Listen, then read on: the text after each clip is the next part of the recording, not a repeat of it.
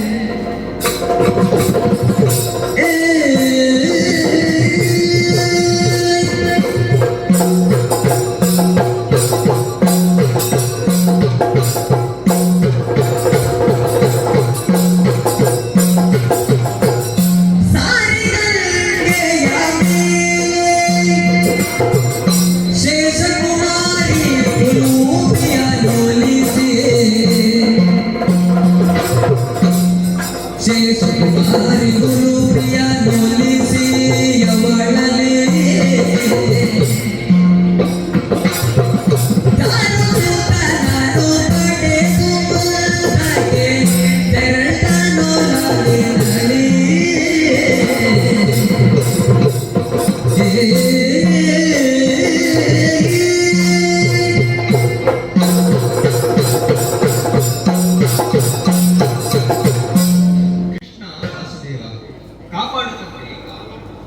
ನಾವು ಇಂದ್ರಪ್ರಸ್ಥದಲ್ಲಿರುವಂತಹ ಸುಮ್ಮನೆ 5 ಮಂದಿಯ ಪತ್ನಿಯಾದಂತಹ ದ್ರೌಪದಿಯನ್ನು ಯಾರು ನೋಡಿಕೊಳ್ಳಬೇಕೆಂದು ಚರ್ಚೆ ಆದಂತಹ ಸಂದರ್ಭದಲ್ಲಿ ನಾನು ಅದರ ಆಗಮನವಾಯಿತು.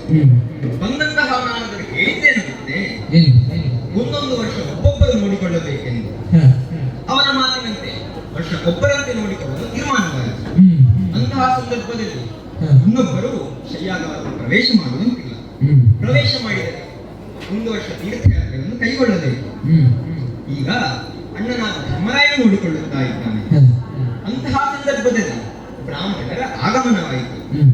ಬಂದಂತಹ ಬ್ರಾಹ್ಮಣರು ಹೇಳಿದ್ದೇನು ಗೊತ್ತೇ, ತಮಗೆ ಕಿರಾತರಿಂದ ಉಪಟಳವಾಗುತ್ತದೆ, ತಮ್ಮ ಅಗ್ರಹಾರವನ್ನು ಸೂರೆಗೊಂಡರಂತೆ, ಪಶುಗಳನ್ನು ಕದ್ದೊಯ್ದರಂತೆ, ಅವರಿಗೆ ಅಭಯವನ್ನಿತ್ತೆ.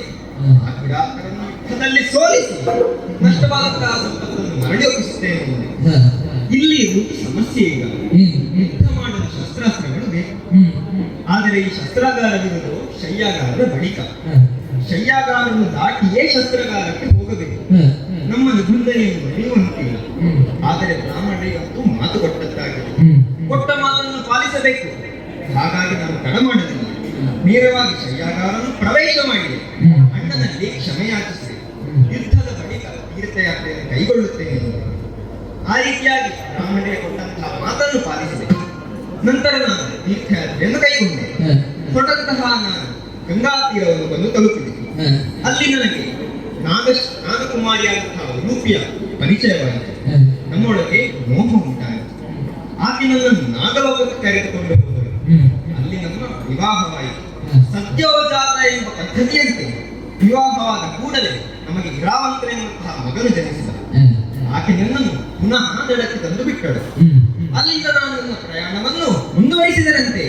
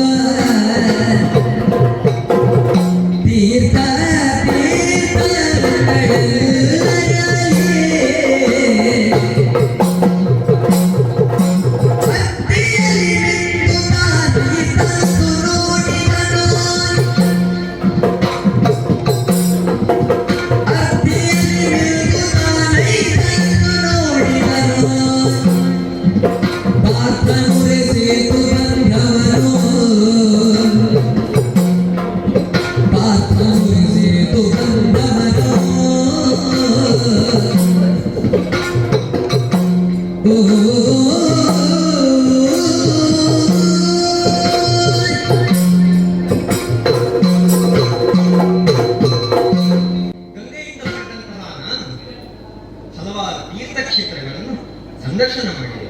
ಗಂಗೆ, ಯಮುನೆ, ಗೋದಾವರಿ, ಕಾಶಿ, ವಾರಣಾಸಿ ಇತ್ಯಾದಿ ಹಲವಾರು ತೀರ್ಥಕ್ಷೇತ್ರಗಳಲ್ಲಿ ಸ್ನಾನವನ್ನು ಮಾಡಿ ದೇವಾರ್ಚನೆಯನ್ನು ಮಾಡಿ ಅಲ್ಲಿಂದ ದಕ್ಷಿಣದ ಕಡೆಗೆ ಹೊರಟೆ. ಬಂದು ನಾನು ಈ ಪ್ರದೇಶವನ್ನು ಸೇರಿದ್ದೇನೆ.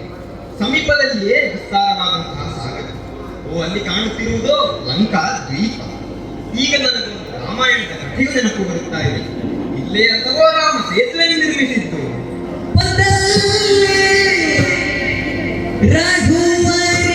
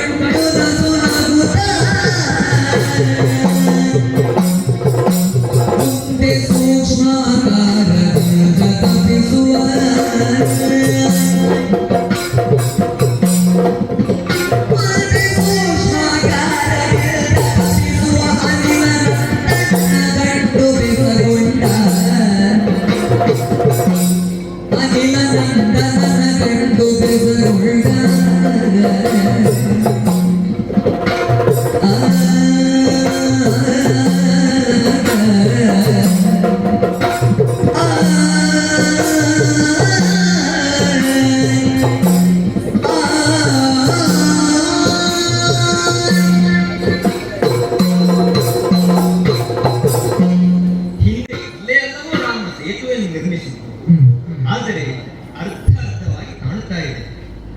ಇದರ ಬಗ್ಗೆ ಯಾರಲ್ಲಿ ಆದರೂ ವಿಚಾರಿಸೋಣ ಎಂದರೆ ಎಲ್ಲರೂ ನನ್ನಂತೆ ಯಾತ್ರಿಕರು, ಬರುತ್ತಾರೆ ಹೋಗುತ್ತಾರೆ, ಯಾರಲ್ಲಿ ವಿಚಾರಿಸಲಿ? ಓಹೋ, ಏನದು ಕಾಣುತ್ತಿರುವುದು ಒಂದು ಮಂಗ. ಆದರೆ ಅದು ಸಾಧಾರಣ ಮಂಗವಲ್ಲ. ಯಾಕೆಂದರೆ ಬಾಯಿಯಲ್ಲಿ ಏನೋ ಮಣಮಣ ಮಣಮಣ ಎಂದು ಜಪಿಸುತ್ತಾ ಕುಳಿತಿದೆಯಲ್ಲ, ನೋಡೋಣ, ಅದರಲ್ಲೇ ವಿಚಾರಿಸೋಣದಂತೆ. ಹೇ ಮಂಗ, ಯಾರಯ್ಯ ನೀನು?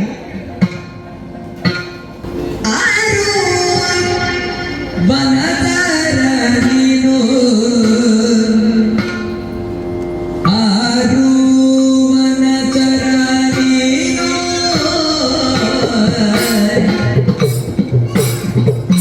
ಓ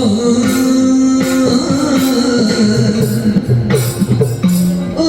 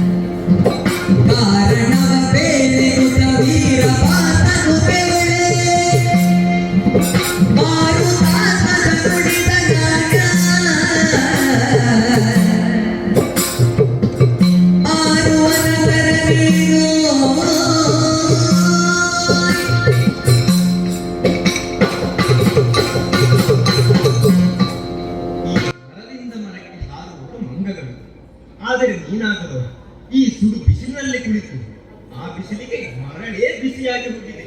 ಅಂತಹ ಸುಡುವ ಮರಳಿನಲ್ಲಿ ಕುಳಿತುಕೊಂಡಿದ್ದೀಯಲ್ಲ, ನಿನಗೆ ಬಿಸಿಯಾಗುವುದಿಲ್ಲ ಪುಣ್ಯಾತ್ಮ? ಅಥವಾ ಸ್ಪರ್ಶಜ್ಞಾನವೇ ಇಲ್ಲವೋ ನಿನಗೆ? ಯಾರಯ್ಯ ನೀನು? ಎಷ್ಟು ಸಮಯವಾಗಿತ್ತು ಇಲ್ಲಿ ಕುಳಿತು? ನಿನ್ನ ಹೆಸರೇನು? ನಿನ್ನ ಅಪ್ಪ ಯಾರು, ಅಮ್ಮ ಯಾರು? ಎಲ್ಲವನ್ನೂ ನನ್ನಲ್ಲಿ ಹೇಳುವೆಯಾ?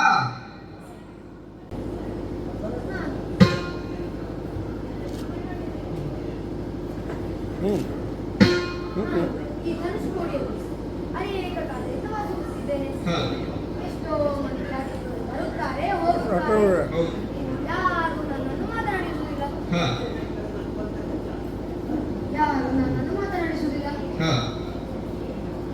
ಮತ್ತೆ ನೀನು ಬಂದು ಮಾತನಾಡಿಸುತ್ತೀರ. ನೀನು ಯಾರೋ ನನಗೆ ತಿಳಿದಿಲ್ಲ, ಆದರೂ ನಿನ್ನ ಪರಿಚಯ ಕೇಳ್ತೀಯ. ಹೇಳುತ್ತೇನೆ, ಪ್ರಾಣರೂಪ ಕೇಳುತ್ತೇನೆ.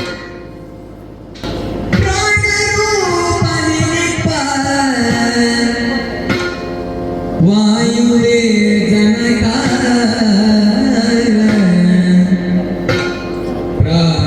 ಪ್ರಾಣರೂಪನೇ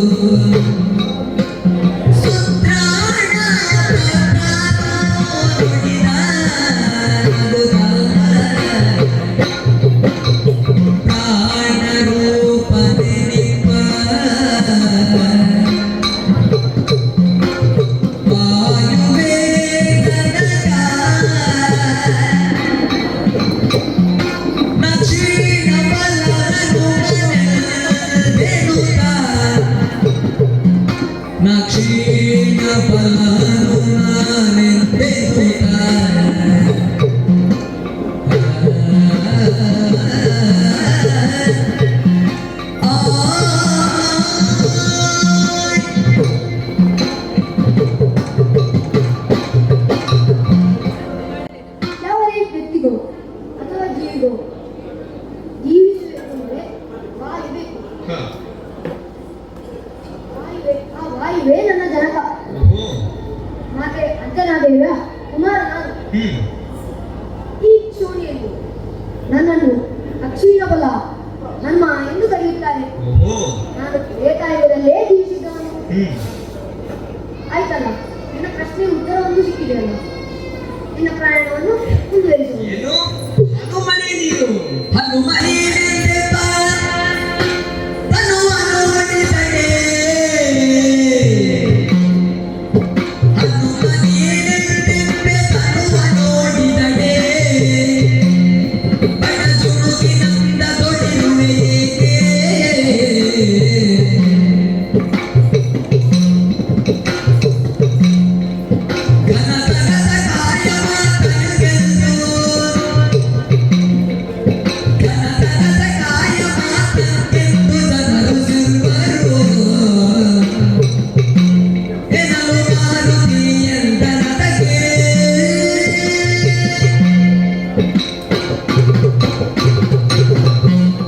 ಎಲೆ ಕಾಕಿ, ಏನು ಹೇಳುತ್ತಾ ಇದ್ದಾರೆ? ಹನುಮನೇ ನೀನು? ನೀನೊಬ್ಬ ಕ್ಷೀಣ ಜೀವಿ, ಕೈಕಾಲುಗಳೆಲ್ಲ ಸೊರಗಿ ಹೋಗಿದೆ. ನೋಡು, ಒಂದು ಕಡ್ಡಿ ಇಟ್ಟರೆ ಹಾಗೆ ಕಾಣ್ತಾ ಇದೆಯಾ? ನೀನು ಹನುಮಂತ ಎಂದು ನಾನಂತೂ ನಂಬುದಿಲ್ಲ. ಅಲ್ಲ, ಕೆಲವೊಮ್ಮೆ ಹೇಳಲಿಕ್ಕೂ ಬರುವುದಿಲ್ಲ. ಈ ಅಜ್ಜನ ಹೆಸರು ಮೊಮ್ಮಕ್ಕಳಿಂದ ಕ್ರಮ ಉಂಟಂತೆ. ಆ ರೀತಿಯಲ್ಲಿ ಹನುಮಂತನು ಆಗಿರಬಹುದು. ಅಥವಾ ಅದೇ ಹನುಮಂತನಾದರೆ ಈ ರೀತಿ ಕ್ಷೀಣ ರೂಪದಲ್ಲಿ ಯಾಕಿದೆ? ಆ ಅಕ್ಷೀಣ ಬಲ ಹನುಮಂತ ಕ್ಷೀಣ ರೂಪಿಯಾದದ್ದು ಹೇಗೆ? ಹೇಳು ನನ್ನಲ್ಲಿ. ನನ್ನ ಶರೀರವನ್ನು ನೋಡಿ ಹೇಳುತ್ತಿದ್ದೀರಾ? ಹಾ. ಹೀಗಾಗಲು ಹಲವಾದ ಕಾರಣವಿದೆ, ಹೇಳುತ್ತೇನೆ.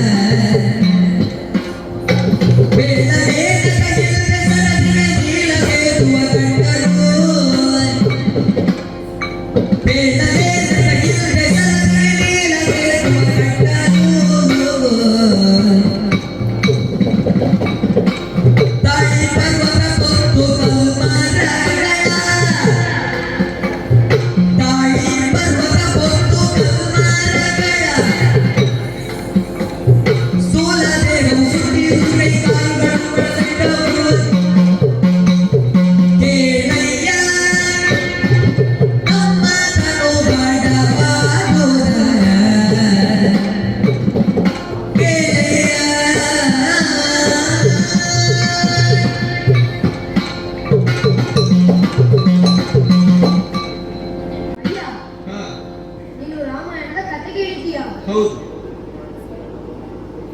ರಾಮದೇವರು ವನವಾಸದಲ್ಲಿದ್ದಾಗ ದುಷ್ಟನಾದಂತಹ ರಾಮನನ್ನು ಸೀತಾಮಾತೆಯನ್ನು ಅಪಹರಿಸಿದ. ಹೌದು. ತನ್ನ ಪತ್ನಿಯನ್ನು ಅರಿಸುತ್ತಾ ಬಂದ ಶ್ರೀರಾಮದೇವರು ಕಿಷ್ಕಿಂಧೆಯಲ್ಲಿದ್ದ ವಾನರ ಸಹೋದರರಾದ ವಾಲಿ ಸುಗ್ರೀವರ ಕಾಲಕ್ಕೆ ಇಷ್ಟಿಯನ್ನು ಮಾಡಿದ. ನಿಜ. ಅಲ್ಲಿಂದ ಸುಗ್ರೀವನ ನೇತೃತ್ವದಲ್ಲಿ 18 ವಾನರ ಸೇನೆ ರಾಮ ಸೇವೆಗಾಗಿ ಸಿದ್ಧರಾದರು.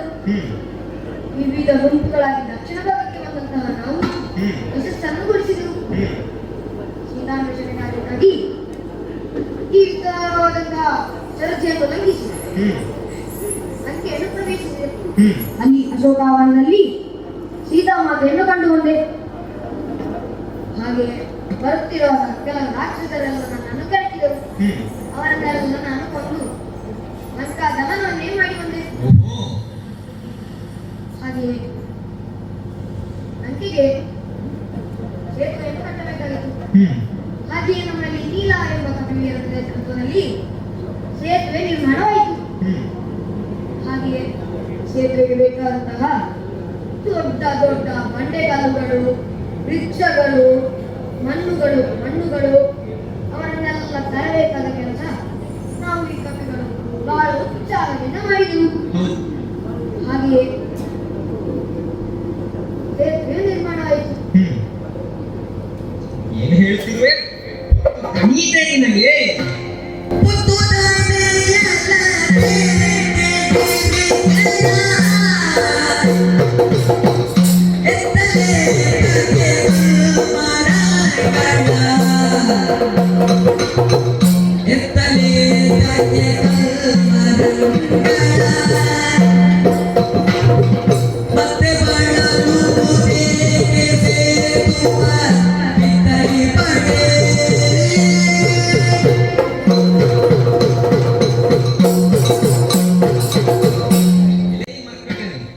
ಏನ್ ಹೇಳ್ತೀರಿ ಒಂದು ಸೇತುವೆ ಕಟ್ಟಬೇಕಾದ್ರೆ ಇಷ್ಟೆಲ್ಲ ಕಷ್ಟ ಉಂಟಲ್ಲ. ಅದಕ್ಕೆ ಬಂಡೆ ಕಲ್ಲುಗಳನ್ನು ಹೊರಬೇಕಂತೆ, ಮರಗಿಡಗಳನ್ನು ಕಿತ್ತು ತರಬೇಕಂತೆ. ಸುಮ್ಮನೆಲ್ಲ ಹೇಳುದು ಹಿಂದಿನವರು ಹಿಂದುಳಿದವರು ಅಂತ. ಈ ರಾಮದೇವರು ಯಾಕೆ ಹೀಗೆ ಮಾಡಿದ? ಬಹುಶಃ ನಿಮ್ಮ ಚೇಷ್ಟೆ ಕಡಿಮೆ ಆಗಲು ಈ ರೀತಿ ಮಾಡುತ್ತಿರಬೇಕು. ಇಲ್ಲವಾದರೆ ಯಾಕೆ ಈ ರೀತಿ ಮಾಡಿದ? ನಮ್ಮಂತಹ ಬಿಲ್ಲಾಳುಗಳಿದ್ದರೆ ಕ್ಷಣ ಮಾತ್ರದಲ್ಲಿ ನಮ್ಮ ಈ ಪುಣ್ಯದಿಂದ ಅಕ್ಷಯವಾದಂತಹ ಶರಗಳನ್ನು ತೆಗೆದು ಒಂದಕ್ಕೊಂದು ಓಡಿಸಿ ಕ್ಷಣ ಮಾತ್ರದಲ್ಲಿ ಸೇತುವೆ ಗೊತ್ತೇನು ನಿನಗೆ? ಈ ಅಭಿಪ್ರಾಯವು ಲಕ್ಷ್ಮಣದೇವರಿಂದಲೂ ಬಂದಿತ್ತು. ಹ್ಮ್ ನಿನ್ನ ಬಾಣವು ಯಾವುದರಿಂದ ಮಾಡುವುದು? ಲೋಕದಿಂದ. ಲೋಹದಿಂದ ಸ್ಪರ್ಶವಾಗುವುದಿಲ್ಲ. ಓಹೋ ಹಾಗಾಗಿ ಅದಕ್ಕೆ ಮಣ್ಣುಗಳಲ್ಲಿ ದೊಡ್ಡ ದೊಡ್ಡ ಬಂಡೆಕಲ್ಲುಗಳು, ವೃಕ್ಷಗಳು ಬೇಕು. ಹ್ಮ್ ಹಾಗೇನೋ ಸೇತುವೆ ಹೌದು. ನನಗೇನು ಅನುಭವ ಇಲ್ಲದೆ ಹೇಳ್ತೇನೆ ಅಂತ ಗ್ರಹಿಸಿದೆಯಲ್ಲ, ಕೇಳಿ.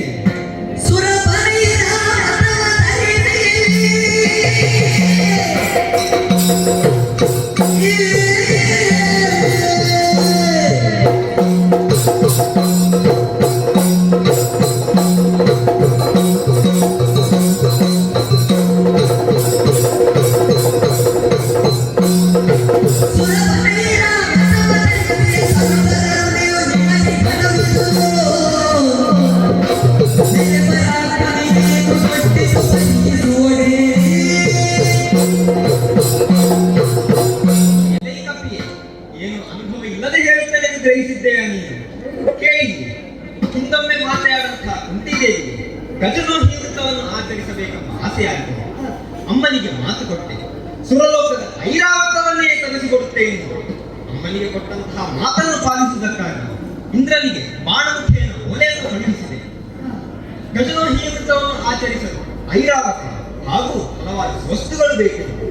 ಅದಕ್ಕೆ ಇಂದ್ರ ಏನು ಹೇಳಿದ ಗೊತ್ತೇ ನಿನಗೆ? ಏನು? ಐರಾವತಕ್ಕೆ ಬರಲು ದಾರಿ ಮಾಡಿಕೊಡಬೇಕೆಂದು. ಆದ್ದರಿಂದ ನಾನು ತಡ ಮಾಡಲಿಲ್ಲ. ನನ್ನ ಈ ಶರದಿಂದ ಭೂಲೋಕದಿಂದ ಸ್ವರ್ಗಲೋಕಕ್ಕೆ ಕಟ್ಟಿದೆ ಸೇತುವೆಯನ್ನು. ಅದರಲ್ಲಿ ಐರಾವತವು ಇಳಿದು ಬಂತು. ಗೊತ್ತೇನು ನಿನಗೆ? ಅಲ್ಲ, ಈ ಐರಾವತಕ್ಕೆ ಬರಲಿಕ್ಕೆ ಮೆಟ್ಟಿರಬೇಕು. ಅದಕ್ಕೆ ವಾಯು ಸಂಚಾರ ಮಾಡುವ ಸಾಮರ್ಥ್ಯ ಉಂಟು. ನಿಜ, ಇದು ನನಗೂ ಗೊತ್ತು, ಇಂದ್ರನಿಗೂ ಗೊತ್ತು. ಆದರೆ ಆತ್ಮನ ಶಕ್ತಿ ಸಾಮರ್ಥ್ಯ ಎಷ್ಟೆಂದು ಪರೀಕ್ಷಿಸಲು ಈ ರೀತಿ ಮಾಡಿದ. ಮತ್ತೆ ಇದೆಲ್ಲ ನಿಮಗೆ ದೊಡ್ಡ ಕೆಲಸ. ನೀವಾದರೂ ಮಂಗಗಳು ಮರದಿಂದ ಮರಕ್ಕೆ ಹಾರುತ್ತಾ ಯಾರ್ಯಾರ ತೋಟದ ಹಣ್ಣುಗಳನ್ನು ಕದ್ದು ತಿನ್ನುತ್ತಾ ಇರುವುದು. ಇದೆಲ್ಲ ನಮ್ಮಂತಹ ಕ್ಷತ್ರಿಯರಿಗೆ ಹೇಳಿದ ಕೆಲಸ. ನಿಮಗಂತೂ ಕನಸಿನಲ್ಲಿ ಊಹಿಸಲು ಅಸಾಧ್ಯ.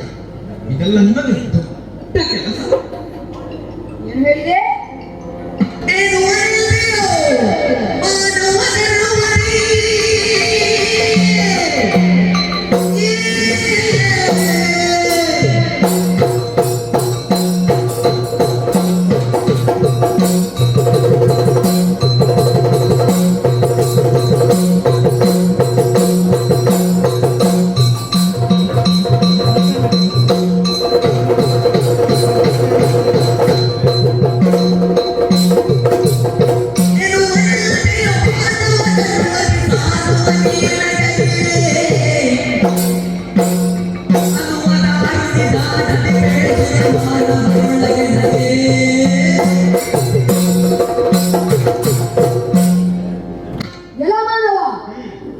ಮನುಷ್ಯ ಜನ್ಮದಲ್ಲಿ ಹುಟ್ಟಿ ಬಂದಂತಹ ನಿನಗೆ ಅಹಂಕಾರದಿಂದ ತಲೆಗೆ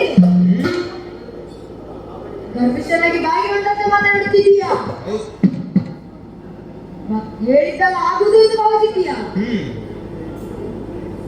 ರಾಮಾಯಣದ ಕಥೆಯನ್ನು ಕೇಳಿದ ನಿನಗೆ ಆಂಜನೇಯನ ಪರಾಕ್ರಮಕ್ಕೆ ತಿಳಿಯಲಾವ ಹೆಡ್ಡ ನೀನು.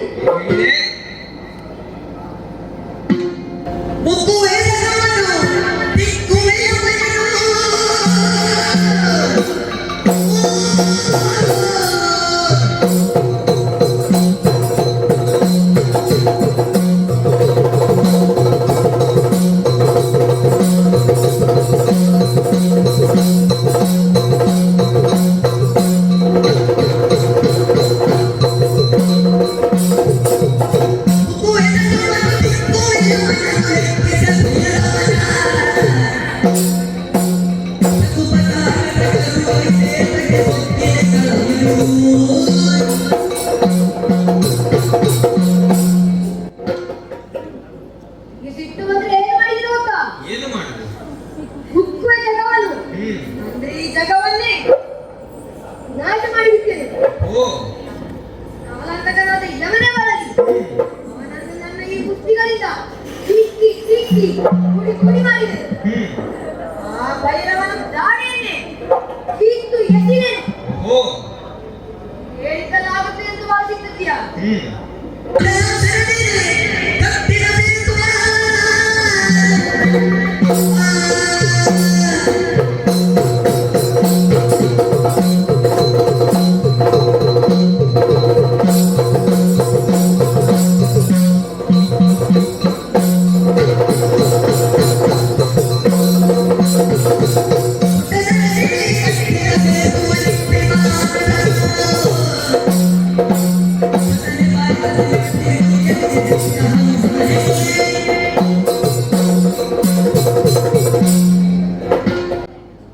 ನೀನೇನು ಮಾಡ್ತೀಯಾ? ಸೇತುವೆಯನ್ನು ಕಟ್ಟುತ್ತೀಯಾ?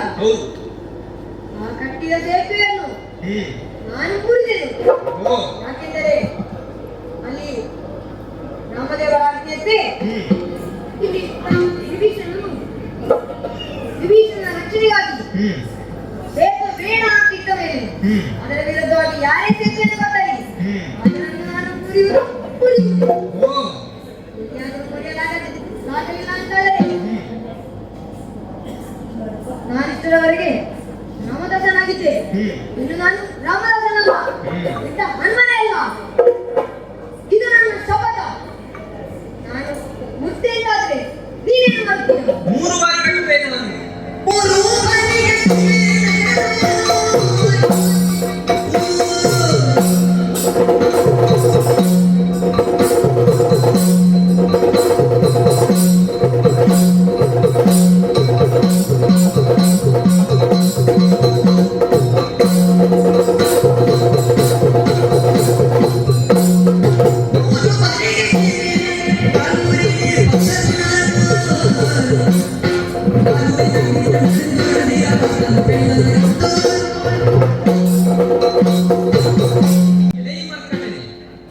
ಏನು ಹೇಳಿ, ನೀನು ನಾನು ಕಟ್ಟಿದಂತಹ ಸೇತುವೆಯನ್ನು ಮುರಿದೆ ಎಂದಾದರೆ ಒಂದು ವೇಳೆ ಹೇಳಲು ಬರುವುದಿಲ್ಲ. ಸ್ವಲ್ಪ ಬಲ ಕಡಿಮೆ ಆಗಿರುವುದು. ಆದ್ದರಿಂದ ನಾನು 3 ಬಾರಿ ಕಟ್ಟುವೆ. 3ನೇ ಬಾರಿ ಕಟ್ಟಿದಂತಹ ಸೇತುವೆಯನ್ನು ನೀವು ಮುರಿದೆ ಎಂದಾದರೆ ಮತ್ತೆ ನಾನು ತಿರುಗಿ ಉಳಿಯುವುದಿಲ್ಲ. ನನ್ನ ಈ ಶವದಿಂದ ಅಗ್ನಿಕುಂಡವನ್ನು ರಚಿಸಿ ನನ್ನ ದೇಹವನ್ನು ಸಮರ್ಪಿಸುತ್ತೆ. ನೀನೇನು ಮಾಡುವೆ? ನನ್ನ ಬುದ್ಧಿಗೆ ಹೇಳು.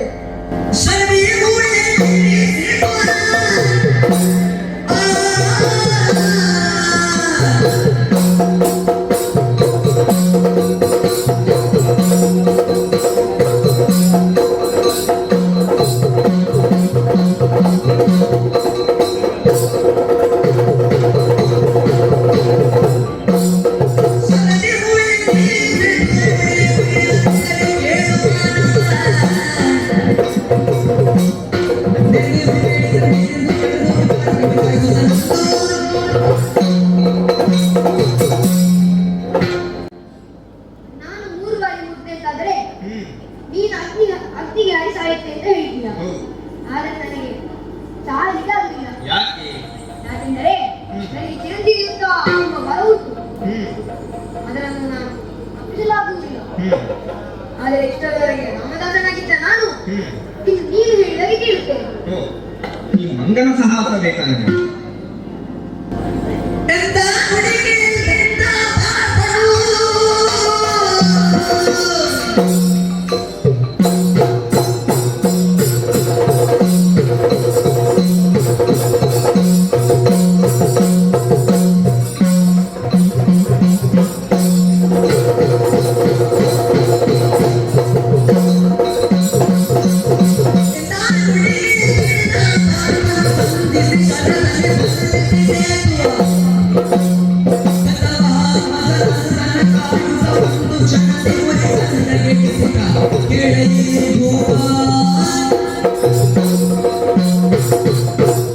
ಹೇ ಕಪ್ಪಿ, ನೋಡಿ, ನನ್ನ ಈ ಶರದಿಂದ ಒಂದನೇ ಸೇತುವೆಯನ್ನು ಕಟ್ಟಿದ್ದೇನಂತೆ. ನನ್ನ ಈ ಎಡಪಾದದಿಂದ ಕುದಿತೇನೆ.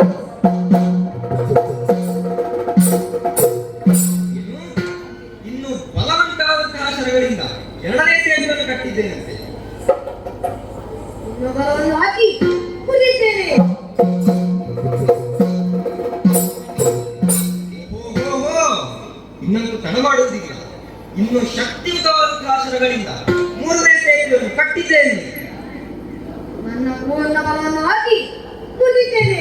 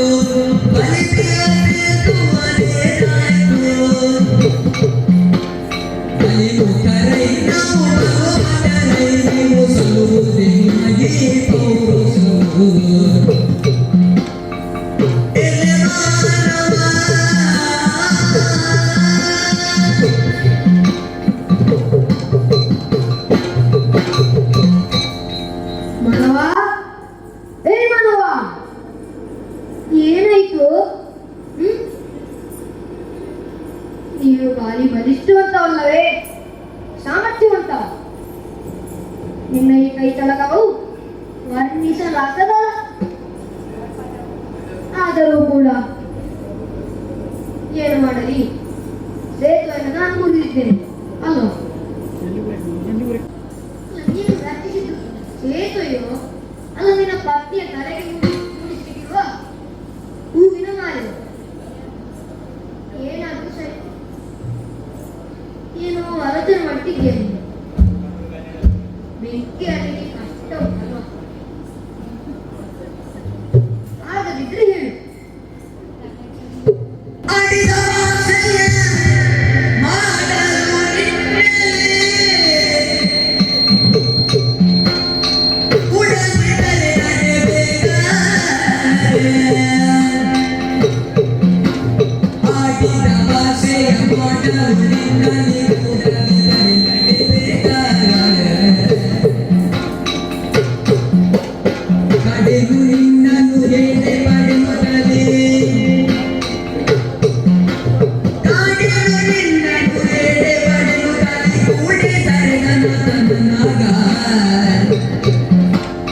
ಆಡಿದ ಭಾಷೆಯ ಮಾಡಲು ನಿನ್ನಲಿ ಉಡದಿದರೆ ನಡೆಬೇಕ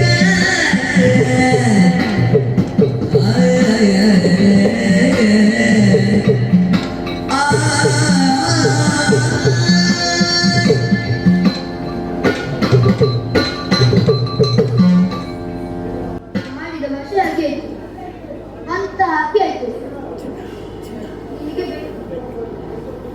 ನಿನಗೆ ಬೆಂಕಿ ಗಾಳಿ ಸಾಯಬೇಕು ಅಂತ ಹೇಳಿ ಮಂತ್ರವಾಗಿದ್ದೀನಿ. ನಿನಗೇನು ಬೆಂಕಿ ಗಾಳಿ ಸಾಯಬೇಕು ಅಂತ ನಾನೇನು ನಿರ್ಬಂಧಿಸುವುದಿಲ್ಲ. ಆಗದಿದ್ರೆ ಹೇಳು, ನಿನ್ನ ಹೆಂಡತಿ ಮಕ್ಕಳೆಲ್ಲ ನಿಮ್ಮ ಮನೆಯಲ್ಲಿ ಕಾಯ್ತಿರ್ಬೋದು. ಆಗದಿದ್ರೆ ಹೋಗು ಹೋಗು ಹೋಗು. ಅಯ್ಯೋ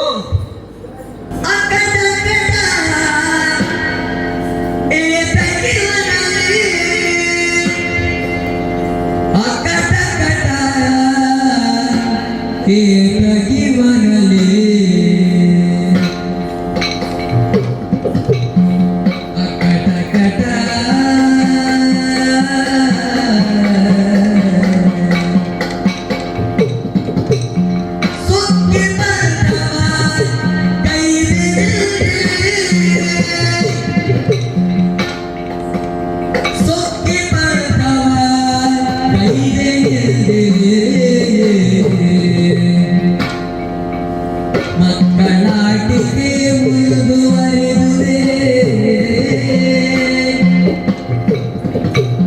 ಮಕ್ಕಳಾಟಿಗೆ ಮುಂದುವರೆದುದೇ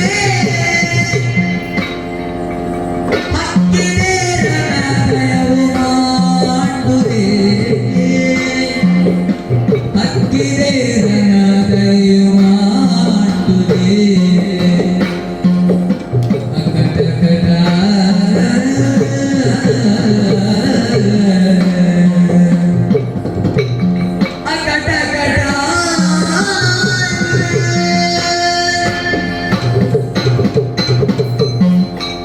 ಅಯ್ಯೋ ಶಿವನೇ, ಅಕಟಕಟ ಏನು ಮಾಡಿಬಿಟ್ಟ. ಚಂದ್ರಾಂಶದಲ್ಲಿ ಹುಟ್ಟಿದಂತಹ ನಾನು ಮಹಾವೀರ ಬಲಶಾಲಿ ಎಂಬಂತಹ ಹೆಮ್ಮೆಯಿಂದ ಅಹಂಕಾರದಿಂದ ನಡೆದು ಈ ಕಪಿಯೊಡನೆ ಪಂಥ ಹೂಡಿದೆ. ನನ್ನ ಅಜ್ಞಾನವೇ ಇದಕ್ಕೆ ಕಾರಣವಾಗಿದೆ. ಪಂಥ ಹೂಡುವಾಗ ಮುಂದೆ ಹಿಂದೆ ನೋಡಲಿ, ಯಾವತ್ತು ಸಮಬಲರೊಡನೆ ಪಂಥ ಹೂಡಬೇಕಂತ ಅದನ್ನು ಮರೆತು ಇವನೊಡನೆ ಚರ್ಚೆ ಯಾಕೆ ಮಾಡಿದ, ಇವನನ್ನು ಯಾಕೆ ಮಾತನಾಡಿಸಿದೆನೋ. ನನ್ನ ಅಹಂಕಾರವೇ ಇದಕ್ಕೆ ಕಾರಣವಾಗಿದೆ. ಅಂತೂ ಇದು 3 ಬಾರಿ ಸೇತುವೆ ಕಟ್ಟಿದನಂತೂ ಇವನು ಮುರಿದು ಹಾಕಿ, ಆವಾಗಲೂ ನಮ್ಮ ಭಾವನೂ ದೇವನು ಭಾವದೇವನೂ ಆದಂತಹ ಗೋಪಾಲಕೃಷ್ಣನ ನೆನಪಾಗಲಿಲ್ಲವೇ? ಛೇ, ಏನು ಮಾಡಲು. ದೈವಬಲ ಇಲ್ಲದಿದ್ದರೆ ಏನಾಗುತ್ತದೆ ಎಂಬುದಕ್ಕೆ ನಾನೇ ಒಂದು ಉತ್ತಮ ಉದಾಹರಣೆ. ಕ್ಷತ್ರಿಯನಿಗೆ ಮಾನವೇ ಪ್ರಧಾನ. ಮಾನ ಇಲ್ಲದ ಮೇಲೆ ಬದುಕು ಇದಾದರೂ ಏನು ಪ್ರಯೋಜನ? ಮಾತನ್ನು ಕೊಟ್ಟಿದ್ದೆ, ಇನ್ನಂತೂ ತಡ ಮಾಡುತ್ತಿಲ್ಲ. ಅಗ್ನಿಗುಂಡವನ್ನು ರಚಿಸಿದ್ದೇನಂತೆ, ತಡ ಮಾಡುವುದಿಲ್ಲ, ಜೀವವನ್ನು ಸಮರ್ಪಿಸುತ್ತೇನಂತೆ. ಹಾರಿದ ಬೆನಗ್ನಿಯನಿರುತ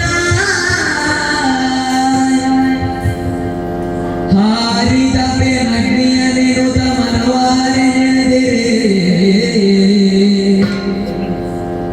ಹಾರಿದ ಬೆನಗ್ನಿಯನಿರುತ ಮನವಾರೆ ವೃದ್ಧ ವಿಪ್ರಾಕಾರದಲ್ಲಿ ಬಂದು ವೃದ್ಧ ವಿಪ್ರಾಕಾರದಲ್ಲಿ ಬಂದು ನುಡಿದ ಇದೇನು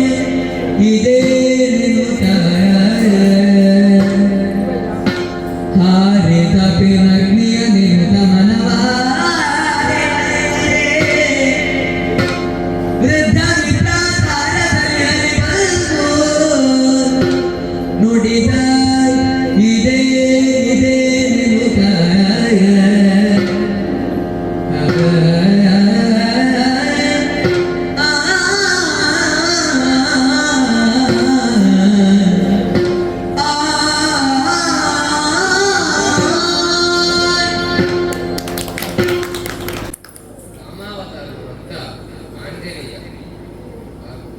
ಕೃಷ್ಣಾವತಾರದ ಭಕ್ತ ಅರ್ಜುನ. ಇದರೊಳಗೆ ಜಗಳ ನಡೆಯುತ್ತಿದೆ. ಸೋತ ಅರ್ಜುನನು ಬೆಂಕಿಗೆ ಹಾರಲು ಹೊರಟಿದ್ದರು. ಅವರನ್ನು ಉಳಿಸಬೇಕಾಗಿದೆ. ಅದಕ್ಕಾಗಿ ನನ್ನ ನಿಜ ರೂಪದಲ್ಲಿ ಕಾಣಿಸಿಕೊಂಡ್ರೆ ಕಾರ್ಯ ಸಾಧನೆ ಆಗಲಿಕ್ಕಿಲ್ಲ.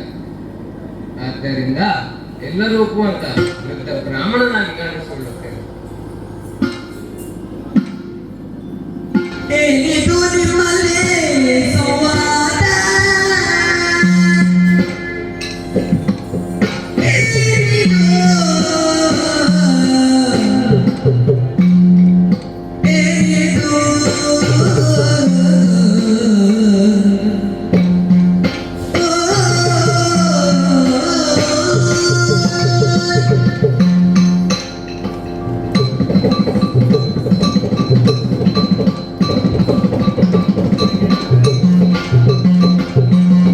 ಏನಿದು ನಿಮ್ಮಲ್ಲಿ ಸಂವಾದ?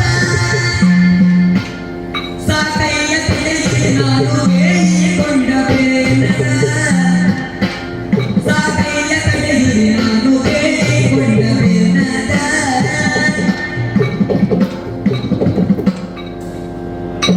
ನೀನದೇ ಕತ್ತಿಯನ್ನು ಮನದನ್ನು ಮಾನವಿಲ್ಲದೆ ಗಾರಿಡಬೇಡು.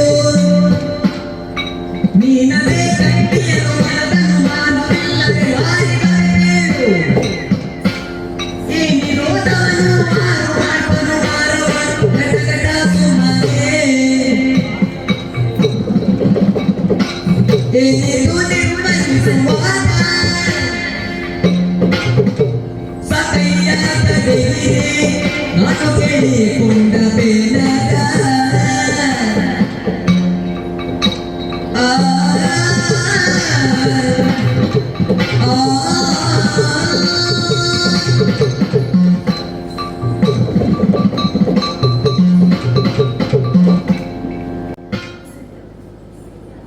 ಅಯ್ಯ ನಿಲ್ಲು, ಏನು ಮಾಡುತ್ತಾ ಇದ್ದೀಯ? ನಿನಗೆ ಬೆಂಕಿ ಕಂಡ್ರೆ ಹೆದರಿಕೆ ಆಗುವುದಿಲ್ಲವೇ? ನೀನು ಬೆಂಕಿಗೆ ಹಾರಲಿಕ್ಕೆ ಹೊರಟಿದ್ಯ.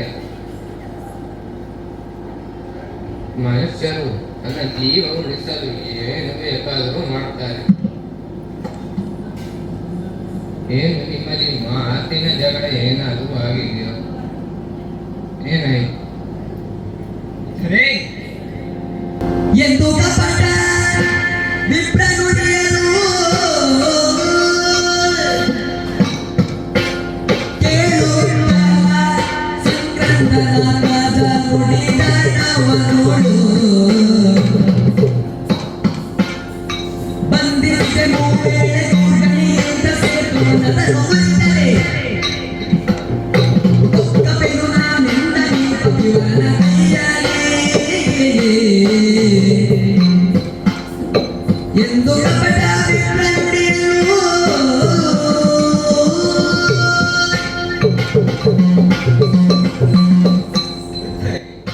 ಹೇಗೂ ಬಂದಿರಲ್ಲ, ಸಾಯುವ ಮೊದಲು ಆಶೀರ್ವಾದ ಮಾಡಿಬಿಡಿ. ಆಯುಷ್ಮಾನ್ ಆಯುಷ್ಮಾನ್ ವೃದ್ಧರೇ, ಈ ವೃದ್ಧರ ಮಾತನ್ನು ಯಾರು ಕಡೆಗಣಿಸಬಾರದು. ಲೆಕ್ಕಿಸದೇ ಹೋದರೆ ನನಗಂತೂ ಮೋಕ್ಷ ಸಿಗದು. ಹೇಳ್ತೇನೆ, ಧನುಷ್ಕೋಟಿಗೆ ತೀರ್ಥಯಾತ್ರೆಗೆ ಬಂದಂತಹ ನಾನು ಈ ತುಂಡಾದ ಸೇತುವೆಯನ್ನು ಇದರ ಬಗ್ಗೆ ಯಾರಲ್ಲಿ ಆದರೂ ವಿಚಾರಿಸೋಣ ಎಂದರೆ ಈ ಕಪ್ಪಿ ಇಲ್ಲಿ ಕುಳಿತಿದ್ದ. ಇವನಲ್ಲಿ ಕೇಳಿದರೆ ನಾನು ಹನುಮಂತ ಎಂದು ಹೇಳಿದ.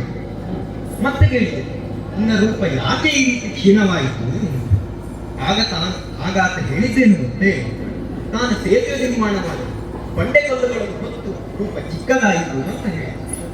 ಅವಾಗ ನಾನು ಪ್ರಶ್ನಿಸಿದೆ, ಈ ಸೇತುವೆ ಕಟ್ಟಬೇಕಾದರೆ ಬಂಡೆಕಲ್ಲುಗಳು ಬೇಕು, ನನ್ನಂತಹ ಬಿಲ್ಲಾಳುಗಳು ಶರೀರ ನಿರ್ಮಿಸಲಾರದೆ ಎಂದು ಕೇಳಿದೆ. ಆಗ ಅವ ಹೇಳಿದ, ಕಟ್ಟಿದರೆ ಮುರಿತೇನೆ ಅಂತ. ಹಾಗೆ ನಮ್ಮೊಳಗೆ ಪಂಥ ಶುರುವಾಯಿತು. ಪಂಥದ ಪ್ರಕಾರ ನಾನು 3 ಬಾರಿ ಸೇತುವೆ ಕಟ್ಟಬೇಕಾಯಿತು. 3ನೇ ಬಾರಿ ಕಟ್ಟಿದಂತಹ ಸೇತುವೆಯನ್ನು ಆತ ಮುರಿದ ಎಂದಾದರೆ ನಾನು ನನ್ನ ದೇಹವನ್ನು ಅಗ್ನಿಗೆ ಸಮರ್ಪಿಸಬೇಕು. ಆಯ್ತಲ್ಲ, ಈಗ ವಿಷಯ ಗೊತ್ತಾಯ್ತಲ್ಲ, ಒಂದು ಆಶೀರ್ವಾದ ಮಾಡಿದ್ದೀನಿ. ಹೇಗೂ ಅಗ್ನಿಗೆ ಹಾಕಿಕೊಡ್ತೇನೆ. ಬಹಳ ಚಂದಾಯಿತು. ಸುರಲೇ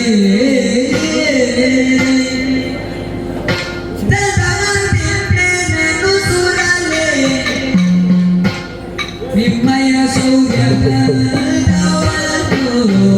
ನೋಡಬೇಕಿದೆ.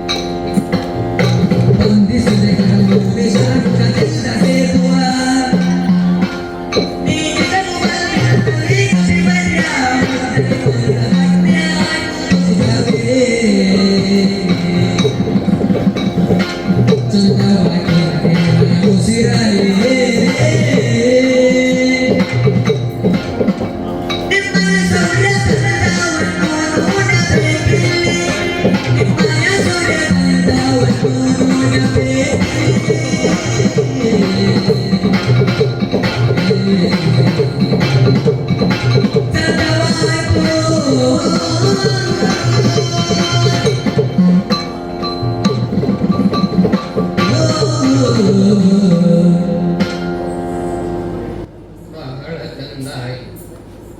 ನೀನು ಬಾಣದಿಂದ ಸೇವೆ ಮಾಡ್ತೇನೆ. ಅವ ಅದನ್ನು ಮುರಿದಾನಂತೆ. ನಾನೀಗ ನೋಡ್ಬೇಕು ಅಂತ ತುಂಬಾ ಕುತೂಹಲ. ಸಾಯುವಾಗ ಆ ಸೇತುವನ್ನು ಸಾಯಬೇಕಲ್ಲ. ನನಗೆ ನಾಟಿಗೆ 106 ವರ್ಷ ಪೂರ್ತಿ ಆಗ್ತದೆ. ನನಗೂ ಸಹ ನೋಡ್ಬೇಕಂತ ತುಂಬಾ ಕುತೂಹಲ. ಪರಮಯದಲ್ಲಿ ಮೂರೇ ಸೇತು ನೀನು ಬಲಿವಾಗ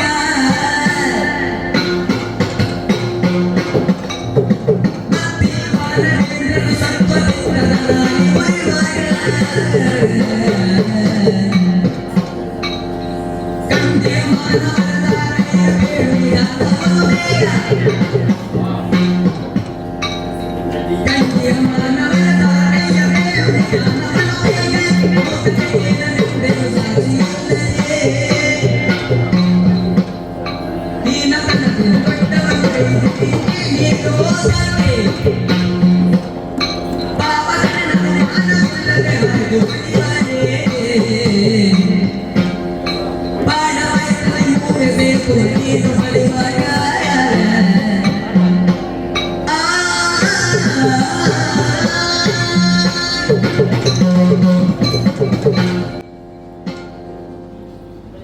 ಅಕ್ರಮ ಪಂಥವನ್ನು ಸಕ್ರಮಗೊಳಿಸಲು ನೀನು ಇನ್ನೊಮ್ಮೆ ಸೇತುವೆ ಕಟ್ಟಬೇಕು. ನಾನು ಅದನ್ನು ನೋಡಬೇಕು. ಇವಾಗ ಮುರಿಬೇಕು. ಸರಿ ಇರ್ತದೆ. ಅದಾದ ಮತ್ತೆ ನೀವು ಪಂಥದಂತೆ ನಡ್ಕೊಂಡು ನನಗೇನು ಅಡ್ಡಿಲ್ಲ. ಹಾಗೆ ಆಗಲಿ ಮಿತ್ರರೇ. ವೀರಭದ್ರ ಬಲಿಗನಾಡು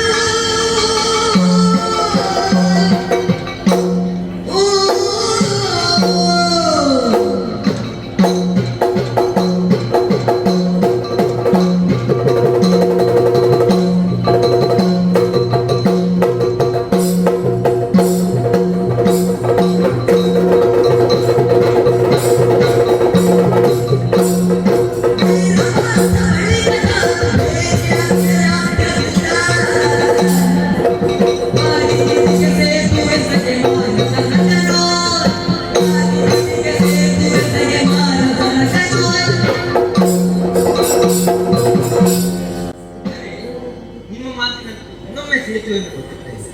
ಆದರೆ ಕಟ್ಟಿದ್ರೆ ನಾವು ವೃತ್ತಾನ. ಹೇಗೆ ನಾವೀಗ ಮಾತಾಡಿದ್ದೆಲ್ಲ ನೀನು ಕೇಳಿಸಿಕೊಂಡಿದ್ದೀಯಲ್ಲ, ನಿನಗೆ ಒಪ್ಪಿಗೆ ಇದೆಯಾ? ಧರ್ಮದೇವರಾಜ್ಞೆಯಂತೆ ಯಾರು ಕೂಡ ಈ ಸರಜಿಗೆ ಸೇತುವೆಯನ್ನು ಕಟ್ಟಿದರೆ ಅದನ್ನು ನಾನು ಕೊಳ್ಳುವುದು ಖಂಡಿತ. ಸರಿ, ಹಾಗಿದ್ದರೆ ನೋಡಿ ಸೇತುವೆಯನ್ನು ಕಟ್ಟುತ್ತೇನೆ. ಬರುತ್ತೇನೆ. ನಿಲ್ಲು ನಿಲ್ಲು ನಿಲ್ಲು, ನಾನೊಮ್ಮೆ ನೋಡಬೇಡ. ನಾನೊಮ್ಮೆ ತುದಿಯವರೆಗೆ ಒಮ್ಮೆ ಹೋಗಿ ಮೇಲೆ ಕೆಳಗೆ ಎಲ್ಲ ನೋಡಿ ಬರ್ತೇನೆ. ಆಯ್ತು. ಹಿಂದೆ ಸಮುದ್ರಾತನದ ಕಾಲದಲ್ಲಿ ಮಂದರ ಪರ್ವತವನ್ನು ಪೂರ್ವನಾಗಿ ಆಚರಿಸುತ್ತೇನೆ. ಅದರಂತೆ ಈಗ ಇವ ಮಾಡಿಸಿದ್ದೇನೆ, ಸೇತುವೆಯನ್ನು ಆಚರಿಸುತ್ತೇನೆ ಅಂತೆ.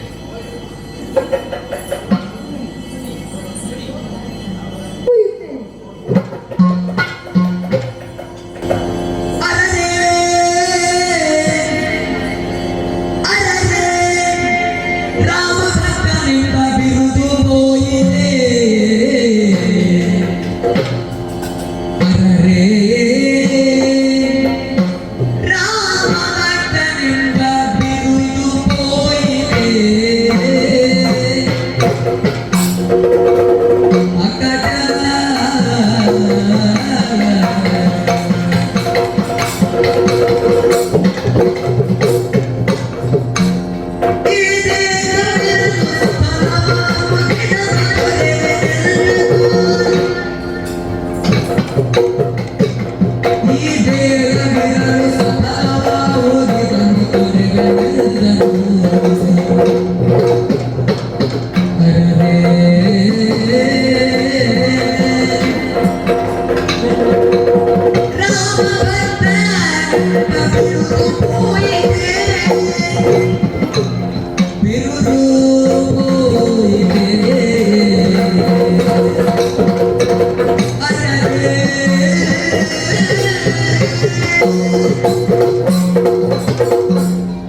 ಮುಂದೆ ದ್ವಾಪರಾಯುಗದಲ್ಲಿ ನಿನಗೆ ದರ್ಶನ ನೀಡುತ್ತೇನೆ ಹನುಮ ಎಂಬುದಾಗಿ ಮಾತು ಕೊಟ್ಟ ಶ್ರೀರಾಮನ ದಯವು ಎಂದಿಗೆ ನಿಲ್ಲದಕ್ಕೆ.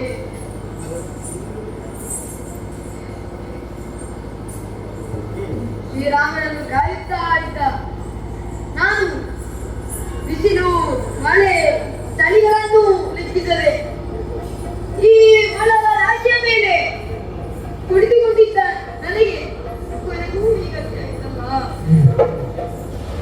ಸಾಕು ನನಗೆ ಜೀವನ, ನನಗೆ ಚಿರಂಜೀವಿತ್ವವನ್ನು ಹಿಂಪಡೆಯಲಾರೆಯ ದೇವಾ.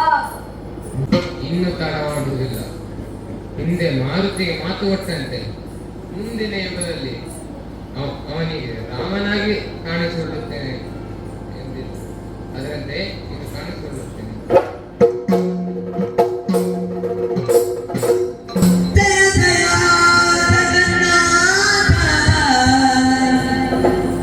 ಜಯ ಜಯ ಜಗನ್ನಾಥ ಜಾನಕಿ ಸುಪ್ರೀತ ಜಯ ರಘುಕುಲ ಜಯ ರಾಕ್ಷಸ ಕುಲ ವಿಪಕ್ಷ ಜಯ ಜಯ ಸುರಧೀಶ ಸೂರ್ಯ ಶತ ಸಂಕಾಶ ಜಯ ಘನ ಶ್ಯಾಮ ರಾಮ ದಯಾ ಸಾರ ದೀನ ಕುಲ ಉದಾರ ದೀನ ಕುಲ ಉದಾರ ಜಯ ವಿರಂಜಿತ ಪಾಪ ವಿದ್ವಿತ ಮಾರ್ಗಣತಾಪ ಜಯ ಜಯ ಚಿದಾಭಾಸ ಚಿನ್ಮಯ ಚಿದಾಕಾಶ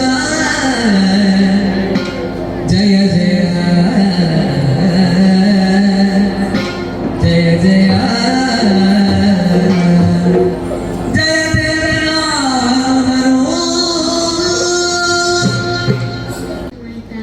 ನೋಡು ಇಲ್ಲಿ ಯಾರು ಬಂದಿದ್ದಾರೆ.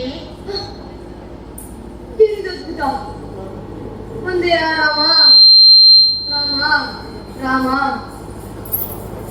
ಜಯ ಜಯ ಜಯ ಜಯ ಜಯ ಜಯ ಜಗನ್ನಾಯಕ ಜಾನಕಿ ವಲ್ಲಭ ರಘುಕುಲ ಸಾರ್ವಭೌಮ ದುಷ್ಟ ರಾಕ್ಷಸ ಕುಲ ಕುಟಾರಕ. ಜಯ ಜಯ ಭಕ್ತವತ್ಸಲ. ಈ ಕಿಂಕರನ ನೆನಪೈತೆ ದೇವಾ. ಮತ್ತೆ ನೆನಪಾಗುವುದು.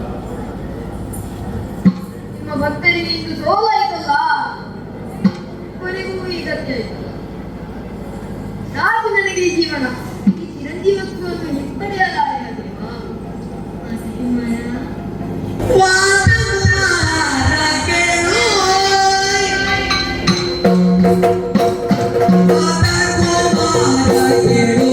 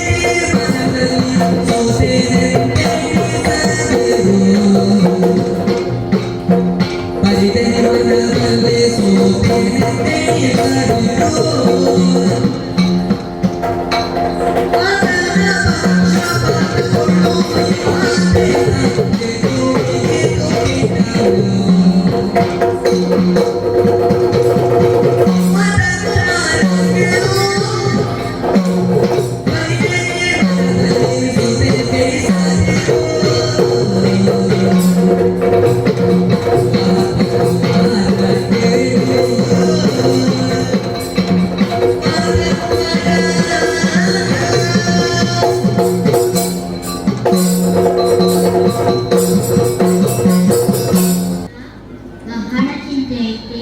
ನೀನು ಪಂತದಲ್ಲಿ ಸೋತು ಹೋದೆಯಾ? ಹೌದು. ಇಲ್ಲ, ನೀನು ಸೋತದ್ದಲ್ಲ, ಮತ್ತೆ ನಾನು ಸೋಲಿಸಿದ್ದು. ಯಾಕೆ ಪ್ರಭು? ಅರ್ಜುನನನ್ನು ಉಳಿಸುವುದಕ್ಕಾಗಿ ನಾನು ಹಿಂದಿನ ವೇಷವನ್ನು ಮತ್ತೊಮ್ಮೆ ಮಾಡಬೇಕಾಯಿತು. ಯಾವ ವೇಷ?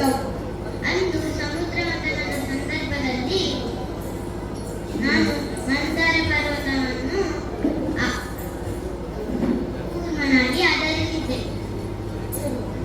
ಇಂದು ಅವನನ್ನು ಉಳಿಸುವುದಕ್ಕಾಗಿ ನಾನು ಮತ್ತೊಮ್ಮೆ ಕೂರ್ಮನಾದೆ. ಹ. ನಾನು ಅಲ್ಲಿಂದ ಮೇಲೆ ಬಂದಾಗ ನೋಡು, ಸೇತುವೆ ಉಂಟಾ? ನೋಡು. ಇಲ್ಲಲ್ಲ. ಇಲ್ಲ. ಮತ್ತೆ ರಾಮಾವತಾರದ ಕೊನೆಗೆ ನಿನಗೆ ದರ್ಶನ ನೀಡಲು ಒಂದು ಅವಕಾಶ ಸೃಷ್ಟಿಸಿದ್ದೆ. ಹೌದು. ನಾನು ಈಗ ರಾಮನಲ್ಲ, ಮತ್ತೆ ಕೃಷ್ಣ. ಈಗ ಕೃಷ್ಣಾವತಾರ ನದಿ ಬಂದು ನಾ ಸಕಲಾಗಿವೆ ಪಾತಗೆ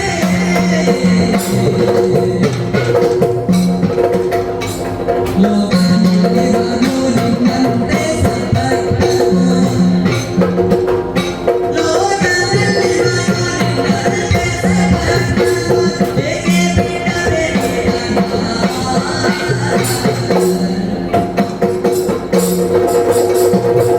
ಈಗ ಕೃಷ್ಣ ಬಂದು ನಮನಾಗಿಗೆ ಪಾತಗೆ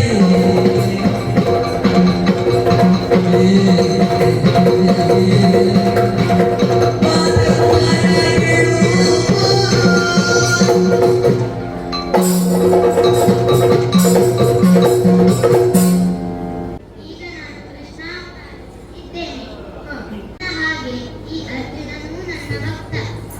ದುಷ್ಟ ನಿಗ್ರಹ ಕಾರ್ಯಕ್ಕಾಗಿ ಇವನನ್ನು ಬಳಸಿಕೊಳ್ಳಬೇಕಾಗಿದೆ. ಹಾಗಾಗಿ ಅವನನ್ನು ಉಳಿಸಿದೆ.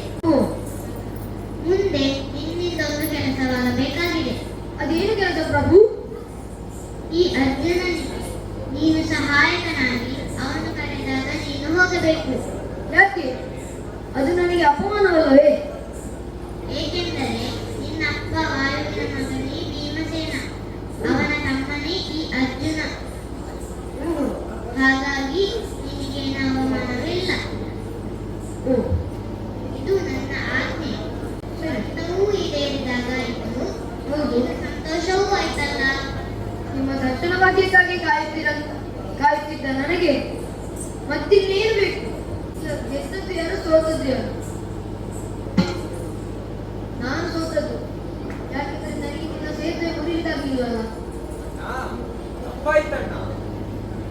ಪಿರಕಳೆಯ ನಿನ್ನಯ ಸತ್ವವರಿಯೇ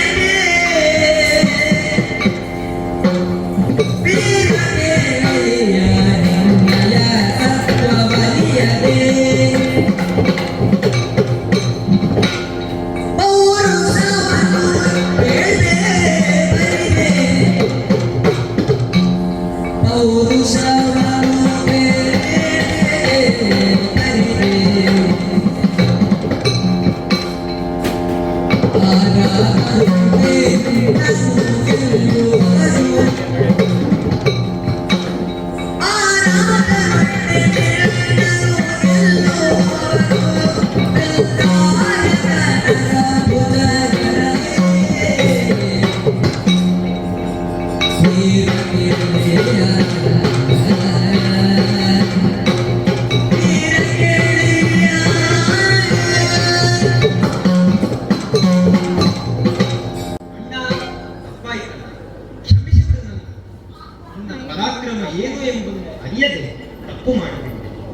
ನೀನಾದರೂ ಭೀಮಸೇನಿಗೆ ಅಣ್ಣ. ತ್ರೇತಾಯುಗದಲ್ಲಿ ಜನಿಸಿದಂತಹ ನೀನು ನನಗೂ ಅಣ್ಣನಲ್ಲವೇ? ತಮ್ಮ ಮಾಡಿದ ತಪ್ಪನ್ನು ಕ್ಷಮಿಸಲಾರೆ. ಸರ್ವಾಪಾರ ನನ್ನನ್ನು ಕ್ಷಮಿಸಿ ಬಿಡಣ್ಣ, ಕ್ಷಮಿಸಿ. ನಿನ್ನನ್ನು ಅನುಗ್ರಹಿಸಿದ ನಾನು ಯಾರು ತಮ್ಮ? ಎಲ್ಲ ಈ ದೇವರೇ. ನಿನ್ನನ್ನು ರಕ್ಷಿಸುವ ಭಾರ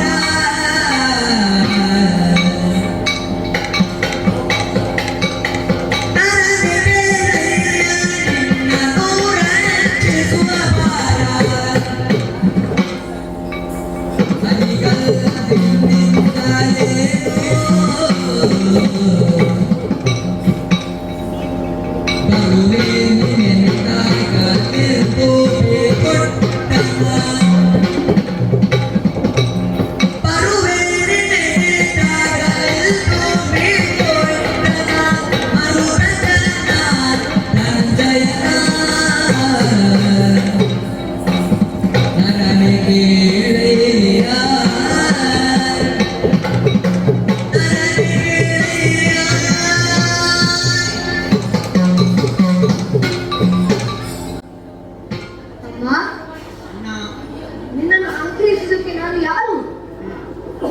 ಎಲ್ಲ ಈ ದೇವರ ಲೀಲಾ ನಾಟಕ. ಅದರಲ್ಲಿ ನಾವೆಲ್ಲರೂ ಪಾತ್ರಧಾರಿಗಳು, ಆ ದೇವರು ಸೂತ್ರಧಾರಿಗಳು. ಎಲ್ಲ ಸರಿ.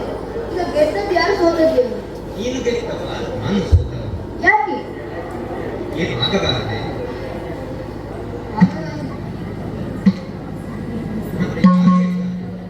ಈ ದೇವರೇ ಗೆದ್ದದ್ದು, ನಾವೆಲ್ಲರೂ ಸೋತರು.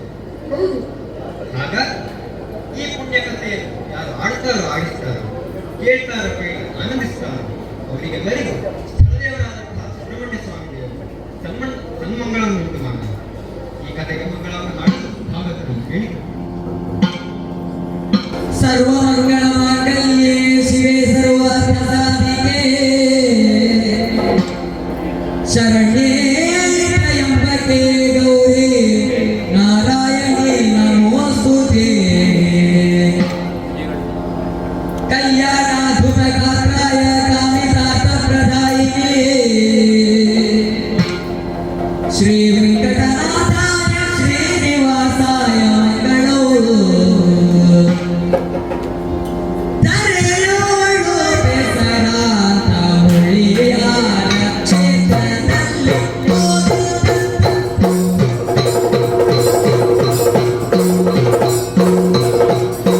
ಧರೆಯೋಳು ಬೆಸರಾಂತ ಮುಳಿಯ ಕ್ಷೇತ್ರದಲ್ಲಿ ಸ್ಥಿರವಾಗಿ